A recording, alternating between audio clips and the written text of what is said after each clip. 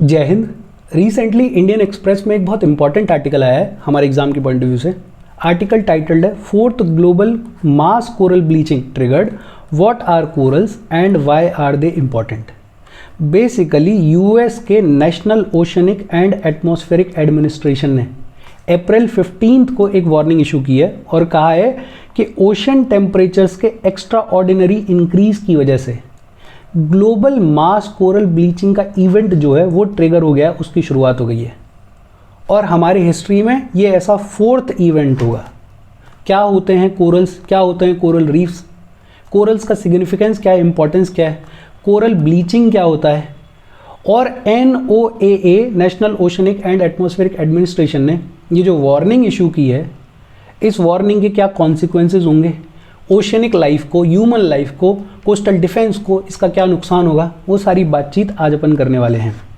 अच्छा, वीडियो को लाइक और शेयर कर दो, जिन भी लोगों को इसकी ज़रूरत है उनको शेयर करो, अपने सोशल मीडिया हैंडल्स पे आप शेयर कर सकते हो। चैनल को सब्सक्राइब कर लो और अगर आपको कोई जेन्युइन डाउट है तो आप इंस्टाग्राम पे भी कनेक्ट कर सकते हो और पूछ सकते हो। देखो, सबसे पहले हम बात करेंगे व्हाट आर कोरल्स। कोरल्स होते क्या है? Corals basically tiny marine invertebrates हैं, अंडर वाटर एनिमल्स हैं, बहुत छोटे tiny marine under water animals हैं। कोरल्स जो हैं they are permanently attached to the ocean floor. बहुत छोटे टाइनी मराइन एनिमल्स जो कि परमानेंटली ओशन फ्लोर से अटैच्ड रहते हैं उनको बुलाया जाता है कोरल्स। एक इंडिविजुअल कोरल को बुलाया जाता है पॉलिप। इंडिविजुअल कोरल को क्या बुलाया जाता है? पॉलिप। लेकिन ये जो पॉलिप्स हैं ये अकेले नहीं रहते, ये रहते हैं थाउजेंड्स और हंड्रेड्स के ग्रुप में। कोरल्स बेसिकली क्या है? टाइनी मराइन एनिमल्स हैं जो कि परमानेंटली ओशन फ्लोर से अटैच रहते हैं। इंडिविजुअल कोरल एनिमल को बुलाया जाता है पॉलिप और ये बहुत सारे hundreds and thousands of polyps जो हैं वो कॉलोनी बना के रहते हैं। कोरल्स को हार्ड कोरल और सॉफ्ट कोरल की कैटेगरी में क्लासिफाई किया जाता है। हार्ड कोरल्स जो हैं वो होते हैं कोरल रीफ्स के आर्किटेक्ट। बेसिकली हार्ड कोरल्स मिल के बनाते हैं कोरल रीफ्स। और कोरल रीफ्स क्या होते हैं? Complex 3D structures built up over thousands of years. अपन देखेंगे बेसिकली ये जो स्ट्रक्चर है, एक इंडिविजुअल कोरल को अपन क्या बुला रहे हैं? पॉलिप।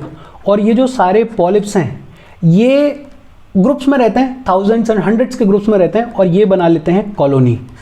ये जो कोरल्स होते हैं इनको दो कैटेगरीज में डिवाइड कर रहे हैं, एक होते हैं हार्ड कोरल और एक होते हैं सॉफ्ट कोरल। हार्ड कोरल्स जो होते हैं वो जब कंबाइन होकर कॉलोनी बनाते हैं तो उसको बुला देते हैं अपन क्या?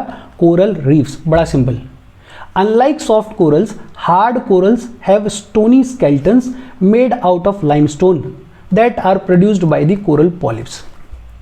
ये जो हार्ड कोरल्स हैं ये इनके पास में जो स्केलेटन होता है वो स्टोनी होता है, वो हार्ड होता है। किससे बना होता है? वो लाइमस्टोन से बना होता है। और ये जो लाइमस्टोन है इसको प्रोड्यूस कौन करता है? इसको प्रोड्यूस करते हैं कोरल पॉलिप्स। बेसिकली होता क्या है, जब कोई एक पॉलिप मरता है, डाई करता है, तो उसका स्केलेटन पीछे रह जाता है और ये जो स्केलेटन है ये नए पॉलिप्स के लिए फाउंडेशन का काम करता है। मतलब कोई एक पॉलिप है, ये पॉलिप एक्सपायर हुआ, ये डाई हुआ, इसका जो स्केलेटन है वो बना हुआ है लाइमस्टोन का और ये जो लाइमस्टोन जो डेड पॉलिप का जो स्केलेटन है उस स्केलेटन के ऊपर जो नए पॉलिप्स हैं वो अपना घर बनाते हैं, वो अपनी कॉलोनी बनाते हैं। कोरल रीफ्स को रेन फॉरेस्ट ऑफ द सी भी बुलाया जाता है because they have existed on the earth for nearly 450 million years. दो तीन चीज़ हैं, एक तो कोरल्स को क्लासिफाई किया जाता है as hard coral and soft coral. Hard corals जो है वो रिस्पॉन्सिबल हैं कोरल रीफ्स के बनने के लिए। हार्ड कोरल्स का जो स्केलेटन होता है वो लाइमस्टोन से बना होता है। होता क्या है, जो पॉलिप्स हैं वो मरते हैं और उनका जो स्केलेटन होता है वो लाइमस्टोन से बना हुआ है। इस स्केलेटन के ऊपर जो नए पॉलिप्स हैं वो आते हैं और अपना घर बनाते हैं, अपनी कॉलोनी बनाते हैं। कोरल रीफ्स जो हैं उनको रेन फॉरेस्ट ऑफ द सी भी बुलाया जाता है।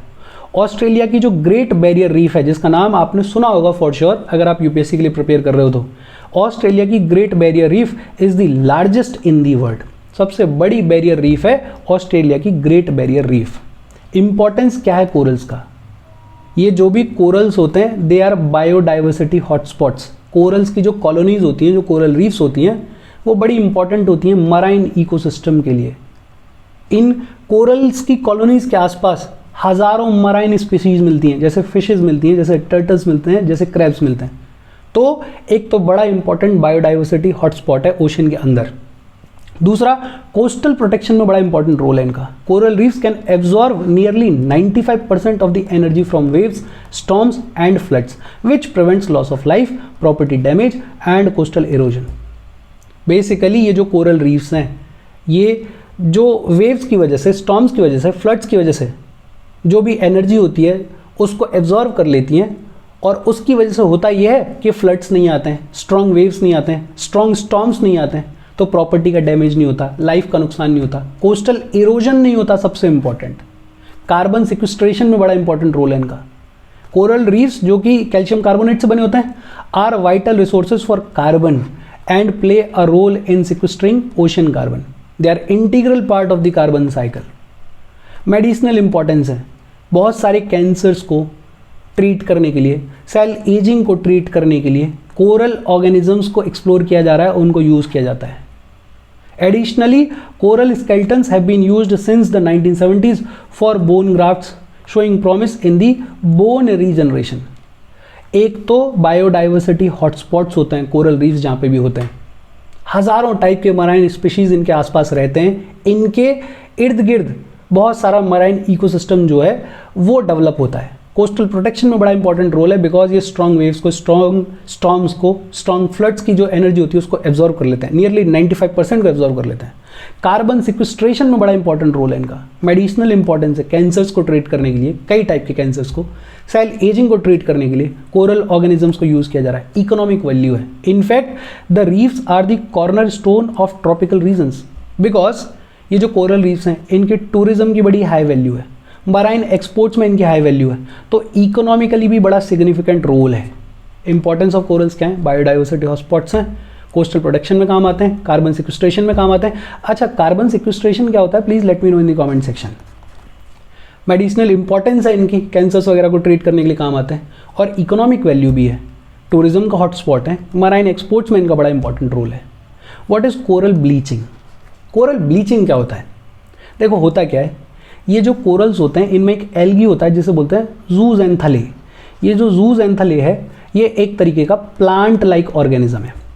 कोरल्स और जूज़ैंथले जो हैं वो सिम्बायोटिक रिलेशनशिप में ऑपरेट करते हैं, उनका सिम्बायोटिक रिलेशनशिप होता है। होता क्या है, कोरल्स जो हैं वो जूज़ैंथले को रहने के लिए सेफ प्लेस प्रोवाइड करते हैं, और बदले में जूज़ैंथले जो है वो कोरल्स को ऑक्सीजन और उनको ऑर्गेनिक प्रोडक्ट्स प्रोवाइड करते हैं। बेसिकली जूज़ैंथले एक टाइप का प्लांट लाइक ऑर्गेनिज्म है, तो फोटोसिंथेसिस होता है जिसकी वजह से ऑक्सीजन डेवलप होता है, जिसकी वजह से ऑर्गेनिक प्रोडक्ट्स जो हैं वो रिलीज होते हैं, और ये जो ऑक्सीजन है, ये जो ऑर्गेनिक प्रोडक्ट्स हैं जो कि जूज़ैंथले के फोटोसिंथेसिस की प्रोसेस की वजह से रिलीज हो रहे हैं, उन पे कोरल्स जो हैं वो ग्रो करते हैं, थ्राइव करते हैं। बेसिकली अपन क्या कह रहे हैं, कोरल्स जो हैं उनके पास में एक एल्गी होता है, और वो जो एल्गी होता है उसका नाम क्या है? जूज़ैंथले। ये जो जूज़ैंथले है ये एक तरीके का प्लांट लाइक ऑर्गेनिज्म है जो कि कोरल्स के टिश्यूज में रहता है। कोरल्स और जूज़ैंथले जो हैं वो सिम्बायोटिक रिलेशनशिप में रहते हैं। कैसे? कोरल्स तो जूज़ैंथले को रहने के लिए जगह प्रोवाइड कर रहे हैं, और जूज़ैंथले में जो फोटोसिंथेसिस हो रहा है उसकी वजह से जो ऑक्सीजन रिलीज हो रहा है, उसकी वजह से जो ऑर्गेनिक प्रोडक्ट्स रिलीज हो रहे हैं, उन पे कोरल्स ग्रो करते हैं, थ्राइव करते हैं। और इसी जूज़ैंथले की वजह से कोरल्स को ब्राइट और यूनिक कलर्स मिलते हैं, जिसकी वजह से इनका बड़ा इंपॉर्टेंट रोल है टूरिज्म में। लेकिन जब कोई स्ट्रेस वाली सिचुएशन क्रिएट होती है, जैसे टेम्परेचर एकदम से बढ़ गया, लाइट में एकदम से बहुत ज़्यादा चेंज आ गया, मतलब क्लाइमेटिक कंडीशंस में चेंज आया, उसकी वजह से अगर कोरल्स को स्ट्रेस फील होता है, क्लाइमेटिक कंडीशंस बदली, जैसे टेम्परेचर बढ़ा, तो कोरल्स को अगर स्ट्रेस फील होगा तो वो क्या करेंगे, वो सबसे पहले ये जो जूज़ैंथले है उसको एक्सपेल कर देते हैं, उसको निकाल देते हैं अपने टिश्यू से। जूज़ैंथले को जैसे ही निकालते हैं तो अब इनको वो जो फोटोसिंथेसिस की वजह से ऑक्सीजन मिल रहा था, अब इनको जो फोटोसिंथेसिस की वजह से ऑर्गेनिक प्रोडक्ट्स मिल रहे थे वो नहीं मिलेंगे, और फिर ये जो कोरल्स हैं ये वाइट टर्न होना शुरू हो जाते हैं, सफ़ेद टर्न होना शुरू हो जाते हैं, इनका जो कलर हुआ करता था यूनिक और ब्राइट कलर वो ख़त्म होना शुरू हो जाता है, और ये जो इनका वाइटनिंग है एक तरीके से ये डेथ की तरफ मूव कर रहे हैं, इसको बुलाया जाता है कोरल ब्लीचिंग। अच्छा, कोरल्स कितना ब्लीच होंगे, सर्वाइव कर पाएंगे या नहीं कर पाएंगे, कितना ज़्यादा डैमेज होगा वो डिपेंड करता है कि ब्लीचिंग का लेवल क्या है, वो डिपेंड करता है कि सी टेम्परेचर जो है उनकी रिकवरी क्या है, वो डिपेंड करता है कि कितना स्ट्रेस कोरल्स को मिल रहा है उस क्लाइमेटिक चेंज की वजह से, उस टेम्परेचर चेंज की वजह से। If heat pollution subside in time over a few weeks, the zooxanthellae can come back to the corals and restart the partnership. But severe bleaching and prolonged stress in the external environment can lead to coral death. अगर heat pollution जो है, जो temperature बढ़ा था, वो कुछ ही time में अगर वापस से नॉर्मल हो जाए तो ये जो zooxanthellae है जिसको एक्सपेल किया कोरल्स ने, वो वापस से आके कोरल्स के अंदर रहने लग जाएगा। और वापस से आके रहने लग जाएगा तो कोई दिक्कत नहीं है, कोरल्स और zooxanthellae की जो पार्टनरशिप है वो दोबारा से शुरू हो जाएगी, सिम्बायोटिक रिलेशन जो वो दोबारा से शुरू हो जाएगा। बट अगर ऐसा हुआ कि एक्सटर्नल एनवायरनमेंट में जो टेम्परेचर है वो बढ़ता ही गया, ओशन का जो टेम्परेचर है वो बढ़ता ही गया, तो अल्टीमेटली कोरल्स जो हैं वो डाई करना शुरू कर देंगे, वो मरना शुरू कर देंगे। देखो बेसिकली अभी तक अपन ने क्या बात की, एक बार फिर से देख लेते हैं। कोरल्स क्या होते हैं? टाइनी मराइन एनिमल्स होते हैं जो कि ओशन फ्लोर से अटैच रहते हैं। इंडिविजुअल कोरल को बुलाया जाता है पॉलिप, और ये जो पॉलिप्स जो हैं वो हंड्रेड्स एंड थाउजेंड्स के ग्रुप में रहते हैं, कॉलोनी बना के रहते हैं। इसी कॉलोनी को अपन बोल देते हैं कोरल रीफ। कोरल्स जो हैं वो दो तरीके से क्लासीफाई होते हैं, एक होते हैं हार्ड कोरल्स और एक होते हैं सॉफ्ट कोरल्स। ये जो हार्ड कोरल्स हैं ये मेनली रिस्पॉन्सिबल हैं कोरल रीफ्स के बनने के लिए। हार्ड कोरल्स का जो स्केल्टन होता है वो लाइमस्टोन से बना होता है। होता क्या है, जो पॉलिप है वो मरा, उसका स्केल्टन रह गया, स्केल्टन बना हुआ है लाइमस्टोन से। इस स्केल्टन के ऊपर जो नए पॉलिप्स हैं वो अपना घर बनाते हैं और अल्टीमेटली उसी को अपन बोल देते हैं कोरल रीफ। कोरल रीफ्स को रेन फॉरेस्ट ऑफ द सी भी बुलाया जाता है। सबसे बड़ी रीफ कौन सी है? ऑस्ट्रेलिया की ग्रेट बैरियर रीफ। इंपॉर्टेंस क्या है? बायोडाइवर्सिटी हॉटस्पॉट्स हैं, कोस्टल प्रोटेक्शन में बड़ा इंपॉर्टेंट रोल है इनका, कार्बन सिक्वेस्ट्रेशन के लिए काम आते हैं, मेडिसिनल इंपॉर्टेंस है इनकी, कैंसर्स वगैरह को ट्रीट करने काम आते हैं, और टूरिज्म के लिए हॉटस्पॉट है, इसलिए इनकी इकोनॉमिक वैल्यू भी है। कोरल ब्लीचिंग क्या होता है? कोरल्स में एक एल्गी रहता है उनके टिश्यूज में, जिसे बोलते हैं zooxanthellae। zooxanthellae जो है वो प्लांट लाइक ऑर्गेनिज्म है। कोरल्स और zooxanthellae सिम्बायोटिक रिलेशनशिप शेयर करते हैं। बेसिकली कोरल्स जो है वो zooxanthellae को रहने के लिए जगह देते हैं, और zooxanthellae जो फोटोसिंथेसिस परफॉर्म करता है उसमें जो ऑक्सीजन रिलीज होती है, उसमें जो ऑर्गेनिक प्रोडक्ट्स रिलीज होते हैं, उस पर कोरल्स ग्रो करते हैं, थ्राइव करते हैं। zooxanthellae की वजह से कोरल्स में ब्राइट और यूनिक कलर्स भी आते हैं। लेकिन जब टेम्परेचर चेंजेस वगैरह होते हैं तो कोरल्स आ जाते हैं स्ट्रेस में, और जैसे ही कोरल्स स्ट्रेस में आते हैं वो इस zooxanthellae को रिलीज़ कर देते हैं, एक्सपेल कर देते हैं। और जैसे ही zooxanthellae रिलीज़ होता है तो ये कोरल्स जो है वो वाइट कलर के होना शुरू हो जाते हैं, इनकी जो ब्राइटनेस है वो चली जाती है, और इसी को अपन बोलते हैं कोरल ब्लीचिंग। कोरल ब्लीचिंग का एक्सटेंट क्या होगा, ये डिपेंड करता है कि टेम्परेचर चेंज कितना है, कितने लंबे टाइम तक है। अगर टेम्परेचर चेंज जो है वो शॉर्टर ड्यूरेशन के लिए है और बहुत जल्दी वापस से नॉर्मल टेम्परेचर पे आ गया है, तो वापस से zooxanthellae जो है वो कोरल में आके रहने लग जाता है, कोरल वापस से ग्रो होने लग जाता है, इन दोनों के बीच का जो पार्टनरशिप है वो शुरू हो जाती है। लेकिन अगर एक्सट्रीम टेम्परेचर चेंज है, लंबे टाइम तक टेम्परेचर चेंज है, तो अल्टीमेटली जो कोरल्स हैं वो डाई होना शुरू हो जाते हैं। कोरल ब्लीचिंग के अब तक 3 इवेंट्स हो चुके हैं। फर्स्ट मास ब्लीचिंग हुई थी 1998 में, जब एल नीनो की वजह से पैसिफिक ओशन का जो सी सरफेस टेम्परेचर है वो बहुत सिग्निफिकेंटली इंक्रीज हो गया था। और इस 1998 के फर्स्ट मास ब्लीचिंग में लगभग 8% of the world's coral died, और 20% लगभग अफेक्टेड थे नेगेटिवली। फर्स्ट मास ब्लीचिंग कब हुई? 1998 में। क्यों हुई? एल नीनो की वजह से पैसिफिक ओशन का जो सी सरफेस टेम्परेचर है वो इंक्रीज हो गया था। एल नीनो क्या होता है वो अपन पढ़ेंगे ज्योग्राफी की क्लासेस में। सेकेंड मास ब्लीचिंग हुई 2010 में, और इस सेकेंड मास ब्लीचिंग में लगभग 35% of the reefs were affected. मतलब पहले वाले से ज़्यादा सीवियर थी सेकेंड मास ब्लीचिंग। इससे अपने को ये भी दिख रहा है कि ओशन के जो टेम्परेचर्स हैं वो सिग्निफिकेंटली इंक्रीज हो रहे हैं।